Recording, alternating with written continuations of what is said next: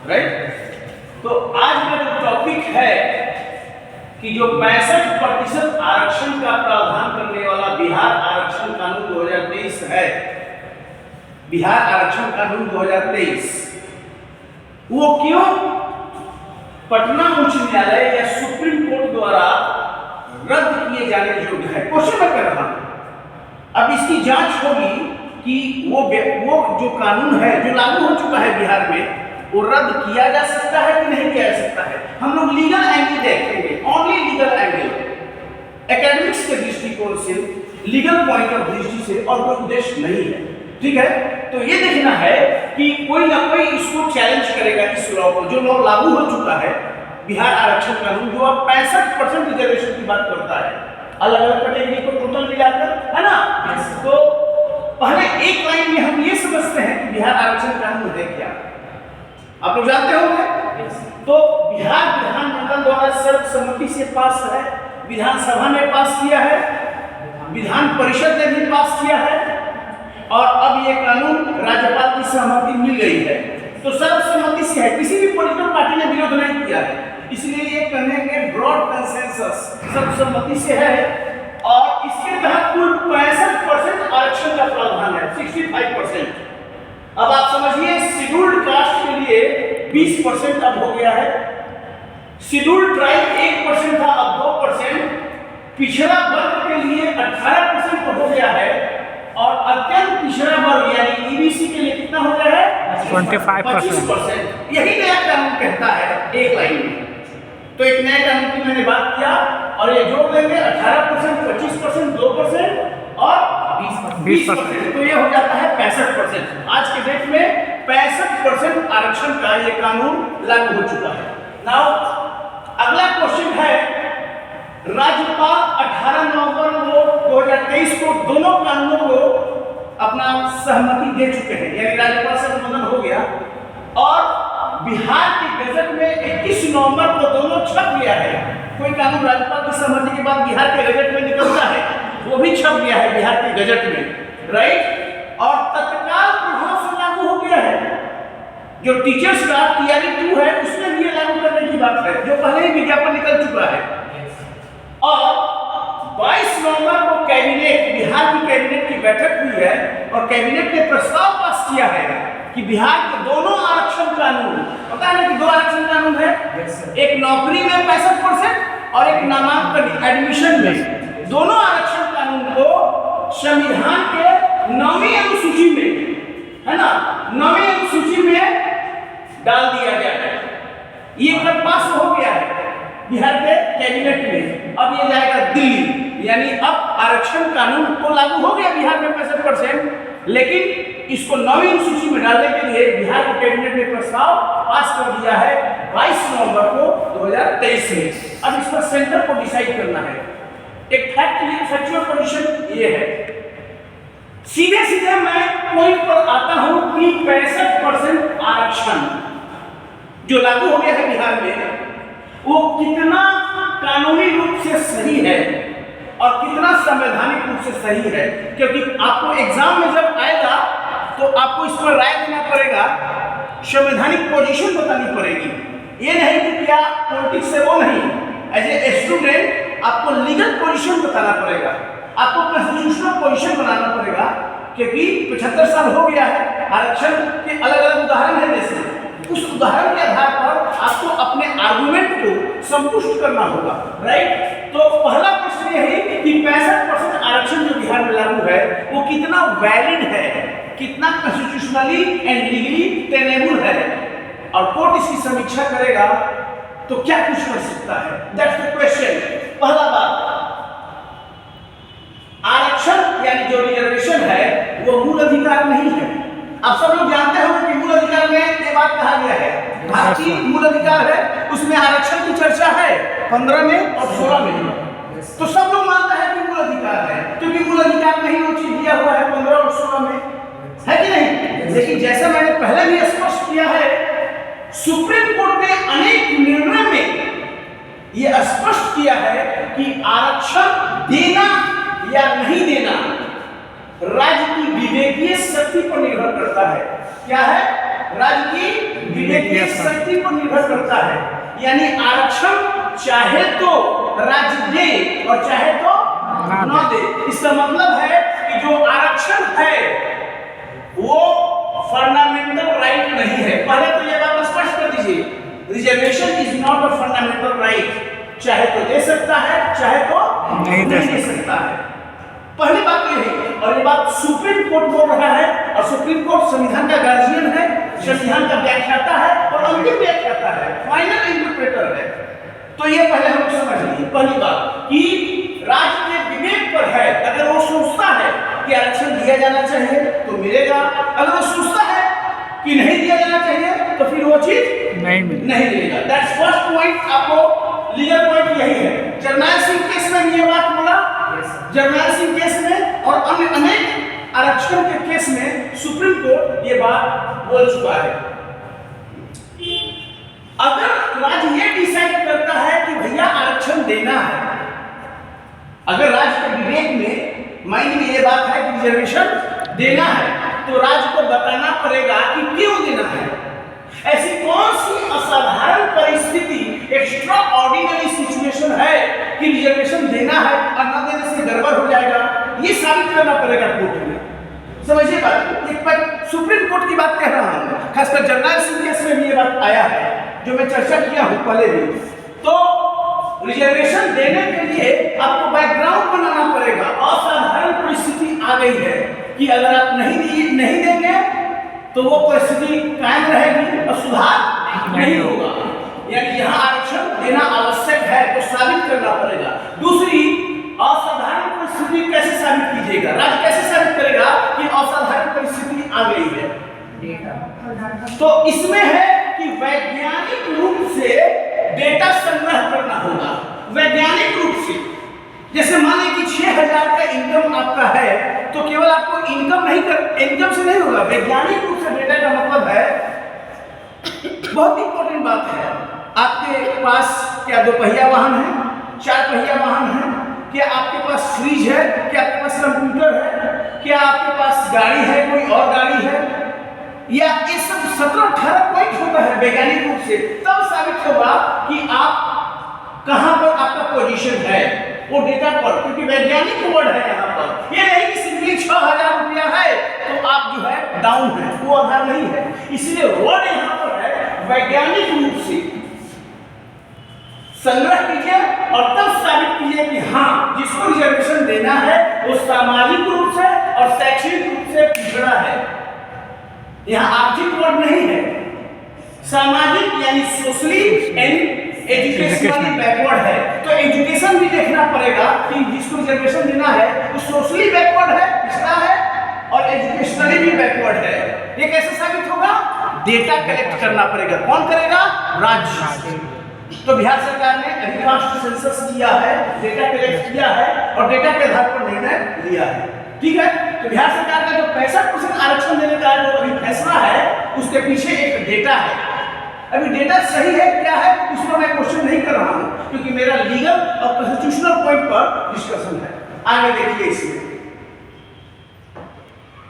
आरक्षण को संविधान निर्माताओं ने टेम्पोररी प्रोविजन बताया। अगर आप देखें तो जो संविधान निर्माता थे वो परमानेंट फीचर नहीं बनाए, इन्होंने कहा टेम्पोररी है।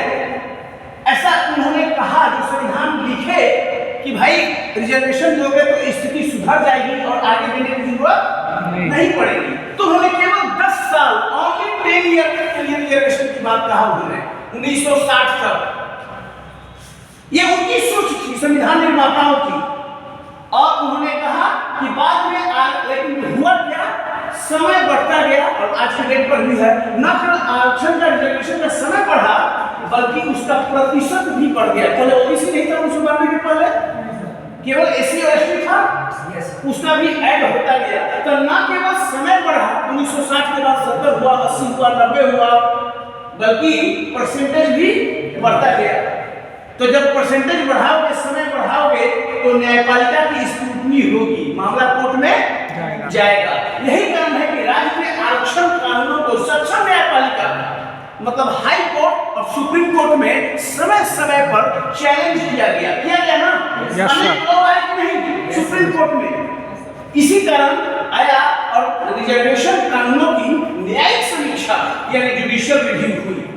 सक्षम न्यायपालिका का मतलब है हाई कोर्ट या सुप्रीम कोर्ट, और जुडिशियल रिव्यू होता रहा समय समय पर, अलग अलग राज्य में लाया और उसकी न्यायिक समीक्षा हुई और सुप्रीम कोर्ट और हाई कोर्ट ने जजमेंट दिया।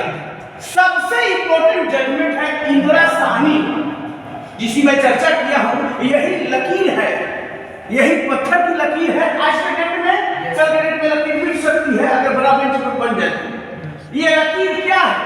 इंदिरा साहनी बनाम भारत संघ मुकदमा 1992। 9 जज बैठे थे, 9 जज, और मामला था 27% रिजर्वेशन ओबीसी का केंद्र के नौकरियों में। 27% रिजर्वेशन देने का मामला था। 9 जज बैठे और फैसला आया था 16 नवंबर 1992 को। ये जजमेंट अगर आप नहीं जानते हैं तो रिजर्वेशन को आप नहीं समझ पाएंगे। ये क्या जजमेंट कहता है? कोर्ट ने क्या कहा इंदिरा साहनी मामले में कि अधिकतम आरक्षण 50% से नीचे हो। ये 50% का सीलिंग लगाया है कौन? सुप्रीम कोर्ट ने इंदिरा साहनी मामले में 1992 में। यानी कुल मिलाकर आज 30 साल से ऊपर हो गया इस जजमेंट को देने का, और कहा कि जो क्रीमी लेयर है यानी जो मलाईदार परत है यानी जो संपन्न है ओबीसी का, उसको आरक्षण नहीं दोगे। ये जजमेंट एक लाइन का है जो कि समझना है। अभी तक सुप्रीम कोर्ट का यही लकीर है, लैंडमार्क है, अभी तक इसको ओवररूल नहीं किया गया है, क्योंकि हमको समझना है। नाउ अगला पॉइंट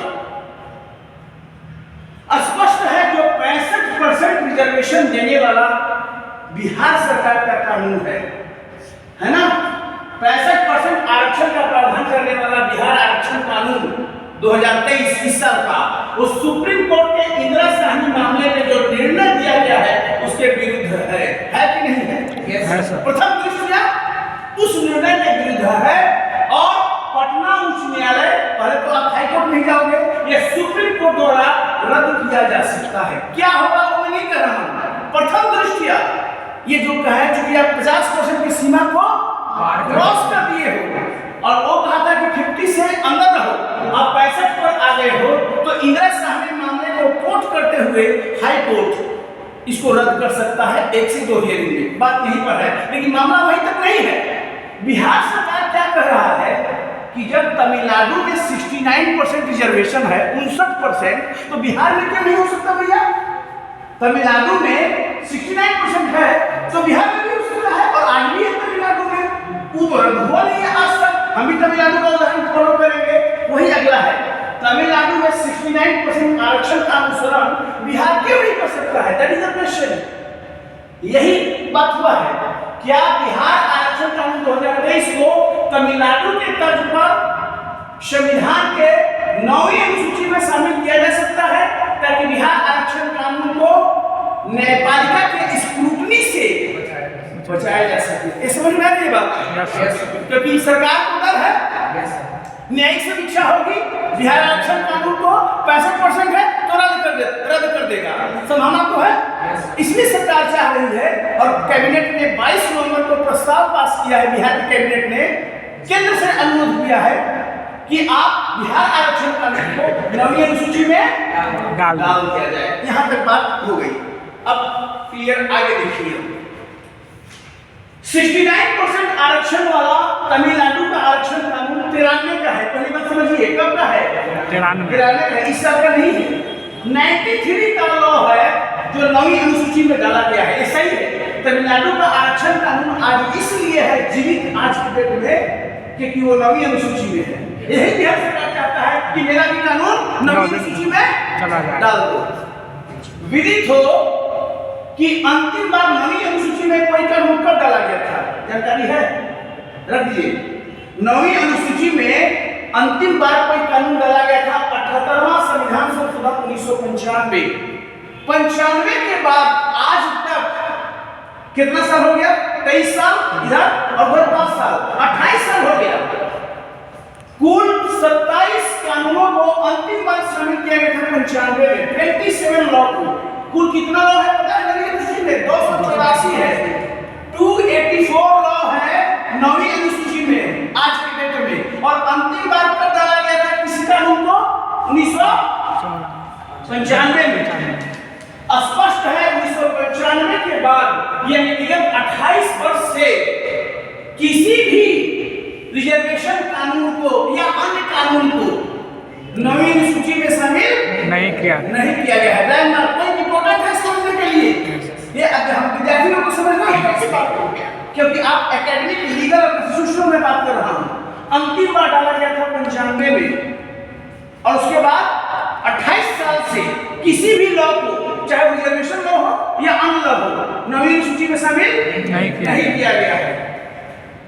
हाल में मराठा आरक्षण कानून, जानते ना मराठा में जो आरक्षण कानून मराठाओं को दिया गया था, या अन्य राज्यों में जहां जहां 50% का सीमा क्रॉस हुआ, वो सारे कानून को केंद्र सरकार द्वारा शामिल करने के लिए मुक्त किया गया। सरकार की मराठा वाला आरक्षण भी डाल दो, छत्तीसगढ़ भी कहा कि हमारा भी आरक्षण नवीन भी डाल दो, झारखंड बोला 1922 में पिछले साल कि 2022 में हमारा भी आरक्षण नवीन डाल दो, हरियाणा बोला।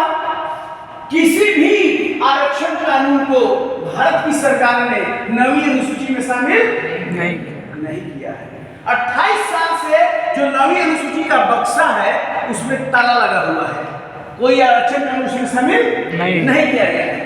विदित हो कि मराठा आरक्षण कानून कई राज्यों में जहां 50% से ज्यादा रिजर्वेशन था उसको हाई कोर्ट ने या सुप्रीम कोर्ट ने रद्द कर दिया, यह कहते हुए कि आप 50% का सीमा क्रॉस कर गए, क्योंकि इंदिरा साहनी केस में कहा गया था कि 50% की सीमा आप क्रॉस नहीं कर सकते, इसलिए मराठा कानून को भी सुप्रीम कोर्ट रद्द कर दिया।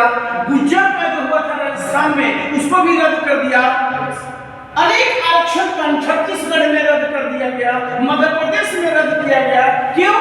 क्योंकि इंदिरा साहनी केस का उल्लंघन है 1992 का, जो कहता है नो मोर रिजर्वेशन देन 50%, उससे ज्यादा नहीं हो सकता। और मैं बात कर रहा हूं नवीं अनुसूची में ना, ये इंपॉर्टेंट बात है। और अगर वो डाल दिया गया था ये सब आरक्षण का नवीं अनुसूची में तो बच सकता था। अब इस पॉइंट पर आइए, स्पष्ट है 65% आरक्षण का प्रावधान करने वाले बिहार आरक्षण कानून को भी केंद्र सरकार नवीं अनुसूची में शामिल नहीं कर सकती, क्योंकि मराठा आरक्षण कानून को शामिल नहीं किया गया है, गुज्जर आरक्षण कानून को शामिल नहीं किया गया है, झारखंड के आरक्षण कानून, छत्तीसगढ़ के आरक्षण कानून, मध्य प्रदेश के आरक्षण कानून और अन्य कई राज्यों के आरक्षण कानून जो 50% की सीमा को क्रॉस करते हैं नवीन अनुसूची में शामिल नहीं किया गया है, क्योंकि 1995 के बाद 1995 के बाद नवीन अनुसूची में कोई भी लॉ नहीं शामिल किया गया है। That's very important point. तो आपको लीगल पॉइंट सब समझ में आ जाएगा। इसके बाद अगला पॉइंट, तो क्या नवीं अनुसूची में मान लो कि बिहार आरक्षण कानून बिहार डेवलप करे सरकार 95 के बाद, मान लो कि 28 साल से तो नहीं डाला गया है, लेकिन अगर बिहार सरकार के आरक्षण कानून को नवीं अनुसूची में डाल दिया जाएगा तो क्या बच जाएगा? That's the question. अगला क्वेश्चन यही है। पहली बात तो आप समझ रहे हैं कि नवीं अनुसूची में नहीं डाला जाएगा, वो पॉइंट हो गया क्लियर। लेकिन अगर डाल दिया गया तो क्या न्यायपालिका का मुंह बंद हो सकता है? That's next question. क्योंकि आपको रिक्वेस्ट किया हो कैबिनेट की बैठक में, तो क्या न्यायपालिका के मुंह को बंद किया जा सकता है नवीं अनुसूची में डालकर? न्यायपालिका चुप क्यों? क्योंकि नवीं अनुसूची में है भाई, हम इसको कुछ नहीं कर सकते हैं। Is it possible? अगला क्वेश्चन यही है। अब देखिए केशवानंद भारती, ये जजमेंट माइलस्टोन है। पहली बार संवैधानिक इतिहास में, कोर्ट के इतिहास में एक ऐसा जजमेंट आया 24 अप्रैल 1973 को, जिस केस का नाम है केशवानंद भारती बनाम केरल राज्य मुकदमा 1973। ये केस विश्व कानूनी इतिहास में सबसे बड़ा मामला है, जहां पर 13 जज बैठे थे, 13 जज, और 7-6 से फैसला दिए हैं। और फैसला देने की तिथि क्या है? 24 अप्रैल 1973। सुप्रीम कोर्ट ने क्या कहा? जो बदलाव करना है सुप्रीम कोर्ट कहा, संसद बदलाव करती है, संविधान के अनुच्छेद के तहत 368 के तहत जो चेंज करना है, अमेंडमेंट करना है, आप कर सकते हो, नो प्रॉब्लम। भारत की संसद 368 के तहत संविधान में जो बदलाव करना है कर सकती है, लेकिन संविधान के मूल ढांचा, बेसिक स्ट्रक्चर को आप चेंज नहीं कर सकते हैं। ये केशवानंद भारती का जजमेंट इसके पहले नहीं था। मूल ढांचे की संकल्पना संविधान निर्माताओं ने भी नहीं दी थी, उनके माइंड में ये बात नहीं था। यहां पर पहली बार आया कि मूल ढांचा में बदलाव नहीं कर सकते हैं और कहा कि मूल ढांचा को छोड़कर जो बदलाव करना है कर दीजिए, यानी basic structure of the constitution में संशोधन नहीं किया जा सकता है। और अगर करने की कोशिश करते हैं आप, चाहे संसद हो या राज्य की विधायिका, तो कोर्ट उसको रद्द कर देगा। पहला जजमेंट तो यही समझना है। तो क्या आरक्षण कानून केशवानंद भारती से प्रभावित हो रहा है? अगला क्वेश्चन यही आएगा। अगला पॉइंट देखिए, IR कोल्हो बनाम तमिलनाडु 2007, ये जजमेंट आपको समझना है। इस केस का नाम है, दो ही केस में कोट कर रहा हूं, केशवानंद और IR कोल्हो 2007। इसमें सुप्रीम कोर्ट ने क्या कहा कि भैया जो 9वीं अनुसूची है जिसमें कोई कानून डाल दिया जाता है और आप सोचते हैं कि न्यायपालिका का मुंह बंद, न्यायपालिका कुछ नहीं करेगा, आंख बंद मुंह बंद न्यायपालिका का 9वीं अनुसूची में डाल देने के कारण, ऐसा नहीं है। ये सुप्रीम कोर्ट कह रहा है IR कोल्हो केस में जो 2007 में फैसला हुआ था। सुप्रीम कोर्ट ने कहा, क्या कहा, 24 अप्रैल 1973 के बाद, क्या हुआ था 24 अप्रैल 1973 को? केशवानंद भारती केस का निर्णय की तिथि है। 24 अप्रैल के बाद किसी भी कानून को, चाहे वो 9वीं अनुसूची में ही क्यों ना डाला गया हो, 9वीं अनुसूची में ही क्यों ना डाला गया हो, आप इस आधार पर चैलेंज कर सकते हो कि वह कानून, चाहे वो 9वीं अनुसूची में डाला गया कानून हो,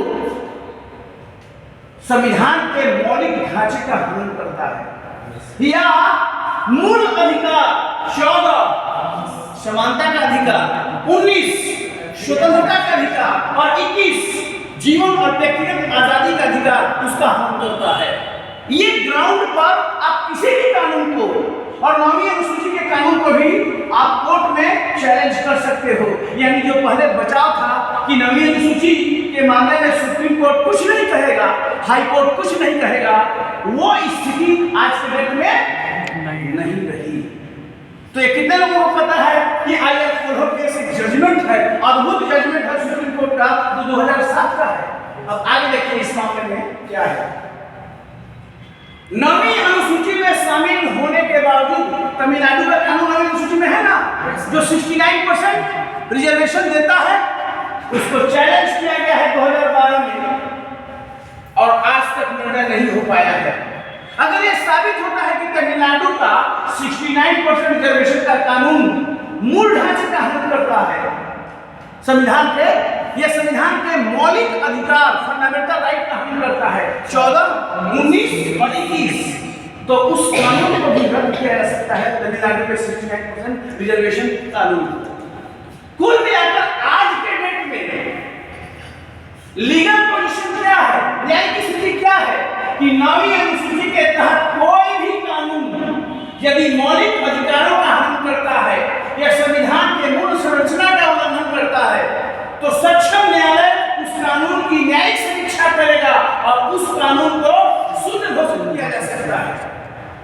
ये पॉइंट मैं बता रहा हूं, ये लीगल पॉइंट है, ये कॉन्स्टिट्यूशनल पॉइंट है। तो अगर बिहार आरक्षण कानून को 9वीं अनुसूची में डाल दिया जाए, तो क्या न्यायपालिका का मुंह बंद किया जा सकता है डालने से? नहीं बंद किया जा सकता है। क्यों? क्योंकि IR कोल्हो का केस है कि अब वो बंद दीवारें नहीं रही, अब वो दीवारें ढह गई है। जब आप ये सोचो कि कोई कानून न्यायपालिका के नजर से बचाया जा सकता है, वो डेट आज के बारे में नहीं है। यही पॉइंट मैं कह रहा हूं। आगे अनुच्छेद 14 जानते हैं क्या है? अनुच्छेद 14 समानता का अधिकार, राइट टू इक्वालिटी है। अनुच्छेद 14 समानता के मूलभूत सिद्धांत को स्पष्ट करता है। और 14 क्या है? संविधान का मौलिक ढांचा है, बेसिक स्ट्रक्चर है। अनुच्छेद 14 संविधान का मौलिक ढांचा है। 14 का उल्लंघन मतलब वो कानूनी रद्द हो जाएगा। अब देखिए बिहार सरकार का जो आरक्षण कानून 2023 है, जो क्या कहता है 65% रिजर्वेशन हम देंगे, 65% आरक्षण और प्लस पहले से आरक्षण 10% और है। किसको? ईडब्ल्यूएस को, है ना। आर्थिक रूप से पिछड़ा जो है, यानी इकोनॉमिकली वीकर सेक्शन में पिछड़ा नहीं, कमजोर कहिए, कमजोर वर्ग को 10%। तो बिहार में कुल कितना रिजर्वेशन हो गया? 75%, यानी कि 2/3। 75 मतलब 100 पोस्ट है तो 75 रिजर्व हो जाएगा, है ना। ये 75% आरक्षण, अत्यधिक आरक्षण, एक्सेसिव रिजर्वेशन की स्थिति पैदा करता है, हाँ या ना। 75% रिजर्वेशन मतलब 2/3 वो रिजर्व है, वो प्रोटेक्शन हो गया कि उन्हीं को मिलेगा। तो ये अत्यधिक आरक्षण, एक्सेसिव रिजर्वेशन की स्थिति पैदा करता है। और 75 देने के बाद ओपन कोटा कितना रह जाएगा? मात्र 25% रह जाएगा। तो 2/3 आरक्षण देकर क्या आप समतामूलक समाज बना सकते हैं? That's basic question. समतामूलक समाज अगर 2/3 आरक्षण देने के बाद, क्योंकि स्टूडेंट से अपेक्षा की जाती है कि वो संवैधानिक स्थिति को समझे, लीगल पोजीशन को समझे, सोशियोलॉजिकल पोजीशन को समझे और केवल अपने बैकग्राउंड के आधार पर बात न करें। तो जब आप 75% रिजर्वेशन दे देते हो तो फिर कोई न्याय की बात नहीं है, फिर समानता की बात नहीं है। एक समतामूलक समाज, इगैलिटेरियन सोसाइटी आप नहीं बना सकते, क्योंकि अत्यधिक रिजर्वेशन हो गया, 75 हो गया, तो ये अत्यधिक हो गया, 2/3 हो गया, दैट इज एक्सेसिव। और एक्सेसिव रिजर्वेशन संविधान के मौलिक ढांचे का हनन है, यानी कि समानता का जो मौलिक सिद्धांत है, समानता, स्वतंत्रता, बंधुता, है ना प्रियम्बल में, और मूल अधिकार में भी है ना 14, वो माइलस्टोन है 14, वो बाइबल है संविधान का 14। कैसा लोकतंत्र बनाना है? समानता मूलक समाज है, लेकिन वो लोकतंत्र समानता मूलक कैसे बनेगा अगर 75% रिजर्वेशन हो जाए? 65 + 10, ये पॉइंट यहाँ पर कहा गया है। तो समता मूलक समाज का निर्माण नहीं हो सकता। तो भारतीय संविधान के अनुच्छेद 14 के अनुसार अत्यधिक आरक्षण, एक्सेसिव रिजर्वेशन समानता के मौलिक सिद्धांत और संविधान के मौलिक ढांचे का उल्लंघन है। और संवैधानिक कोर्ट यानी हाई कोर्ट या सुप्रीम कोर्ट द्वारा उस आरक्षण कानून को रद्द किया जा सकता है जो आरक्षण अत्यधिक हो, एक्सेसिव हो, जो समानता के मौलिक सिद्धांत के विरुद्ध हो और मौलिक ढांचे का हनन करता हो। ये पॉइंट आपके राइटिंग में आना चाहिए। क्लियर है ये अपना पॉइंट? यस। आगे आरक्षण एब्सोल्यूट राइट नहीं है, मैं बताया विवेक पर निर्भर है, चाहे तो दे चाहे तो ना दे। लेकिन अगर दे तो कुछ कंडीशन है, डेटा चाहिए। संविधान निर्माताओं ने कहा कि भाई आरक्षण से समस्या भी है, क्षमता प्रभावित नहीं होना चाहिए। जब आप जाते हैं तो बेस्ट डॉक्टर खोजते हैं, बेस्ट लॉयर खोजते हैं, बेस्ट टीचर खोजते हैं जो हमको अच्छा से पढ़ाए कि हमारा बीपीएससी हो जाए, यूपीएससी हो जाए। मेरिट में खोजते हैं आप, होता है कि नहीं कि आप किसी भी टीचर के पास आप चले जाएंगे, बढ़िया कौन सा कॉलेज है जी, हर जगह आप उसकी बात सुनते हैं। ये संविधान क्या कह रहा है? 335 पढ़िए। 335 क्या कहता है? जो शेड्यूल्ड कास्ट है, जो शेड्यूल्ड ट्राइब है और जो अन्य पिछड़ा वर्ग है उसको रिजर्वेशन दो, नो प्रॉब्लम।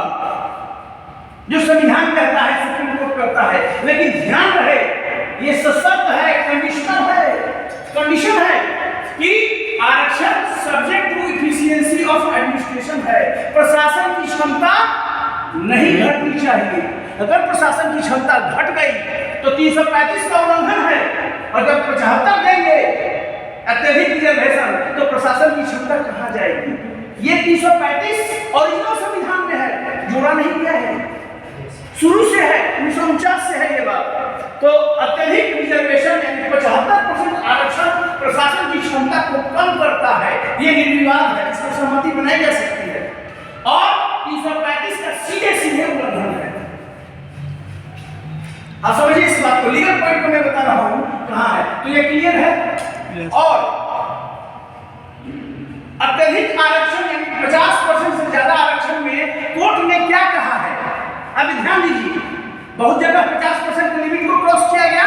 तमिलनाडु में भी पहला पॉइंट 2018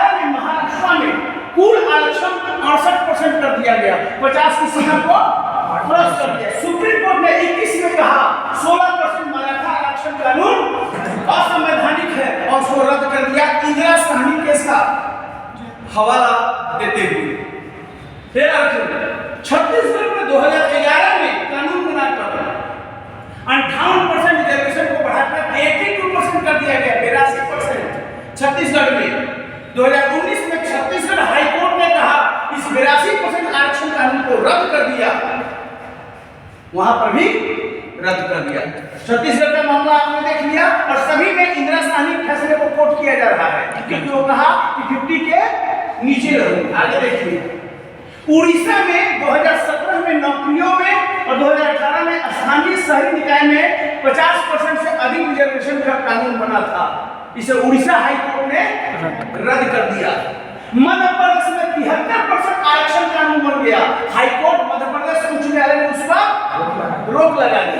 उपरोक्त से क्या पता चलता है, तमिलनाडु को छोड़कर कोई भी राज्य 50% से अधिक आरक्षण लागू करने में सफल नहीं हो पाया है। और मैं वर्ड दिया हूं बड़ा राज्य, नॉर्थ ईस्ट को छोड़ दीजिए, कोई भी बड़ा राज्य, चाहे वो कर्नाटक हो, चाहे वो छत्तीसगढ़ हो, मध्य प्रदेश हो, बिहार हो, बिहार की बात छोड़िए, झारखंड हो, नहीं कर पाया है क्योंकि इंदिरा साहनी के कारण, जिसमें सुप्रीम कोर्ट हाई कोर्ट दोनों उसको पालन कर रहे हैं आज के डेट में, क्योंकि 9 जज बैठा था और उसका उल्लंघन सुप्रीम कोर्ट नहीं कर सकता है। बड़ी बेंच बनेगी तो अलग बात है। इंदिरा साहनी के फैसले को कौन बदल सकता है? खुद सुप्रीम कोर्ट बदल सकता है क्योंकि रिव्यू अपने जजमेंट का कर सकता है। गोरखनाथ के मामले को केसवानी घाटी में पलट दिया गया, तो बड़ा बेंच बनाना पड़ेगा क्योंकि इंदिरा साहनी में कितना बेंच था? 9। तो या तो 11 जज बनाइए या फिर 13 और समीक्षा कीजिए कि इंदिरा साहनी में क्या कमियां हैं और बेटर क्या हो सकता है।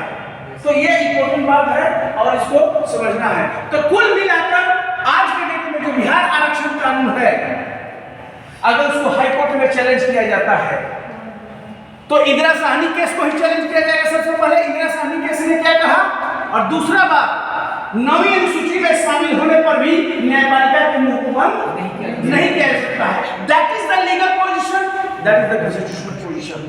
तो यही मैटर है, कुछ कर लीजिए।